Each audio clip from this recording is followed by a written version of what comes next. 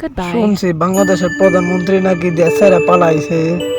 ওরে হ, এতদিন পরে বাংলাদেশের মানুষ একটু শান্তি পাইবো, আমাদের দামও কমবো।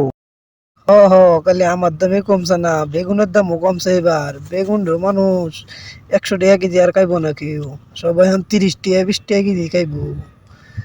ফুলকপি রে, তোর কি খবর? তুই কি রসুনের সাথে গুসা করছস নাকি? কথাবার্তা কস না কে রে, তোর আবার কি হইলো? তুইও কি আন্দোলনের যোগ দিয়েছিলি নাকি? রসুনের সাথে গুসা করে লাভ নাই, রসুন সবারই কামে লাগে, রসুন খুব উপকারী জিনিস। রসুন কাজ করে খুব ভালো, রোগ রোগ বালাইয়ের খুব কাজ করে। রসুন ছাড়া কোনো গতি নাই, রসুন ছাড়া কেউ রানতেও পারবো না, কেউ খাইতেও পারবো না। রসুন সব থেকে সেরা। শশারে আন্দোলন করতে করতে তোর জীবনটা শেষ, তোর জানটা করে শেষ, তোর জীবনটা কয়লা হয়ে গেছে। তুই একটু ভালো মন্দ কিছু খাইস রে শশা, একটু দামটা কমায় দেখাইস। মাসরে, তুই অত ফাল ফিরিস না, তোর দাম এবার কমবো। তোরেও এখন মানুষ এত কদর করে খাইবো না, তুইও এখন হস্ত হইবি।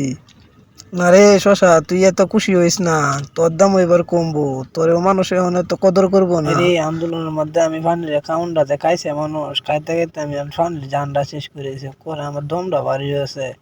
আমি ফানি ওখানে লড়তাম পারতেছি না আমার শরীরটা লইয়া। আমি এখন কিতা করতাম, কই যাইতাম? হাই রে, আমার জানটা শেষ করে। প্রধানমন্ত্রী হলা গিয়া আমার জানটা আরো শেষ করে দিছে, আমার এখন কোনো গতি নাই। আরে হানি রে।